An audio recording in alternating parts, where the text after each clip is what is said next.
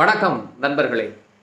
ஒரு நாட்டின் தலைவனுக்கு ஒரு முக்கியமான கூட்டத்தில் கிடைக்கக்கூடிய மதிப்பும் மரியாதையும் அங்கீகாரமும் அந்த நாட்டின் குடிமக்கள் உலகின் எந்த மூலைக்கு போனாலும் நீங்கள் இந்தியாவா ரொம்ப சூப்பருங்க அப்படின்னு சொல்லக்கூடிய ஒரு மதிப்பு வாய்ந்த ஒரு அங்கீகாரத்தை மோடி நமக்கு வாங்கி கொடுத்துருக்கிறாரு.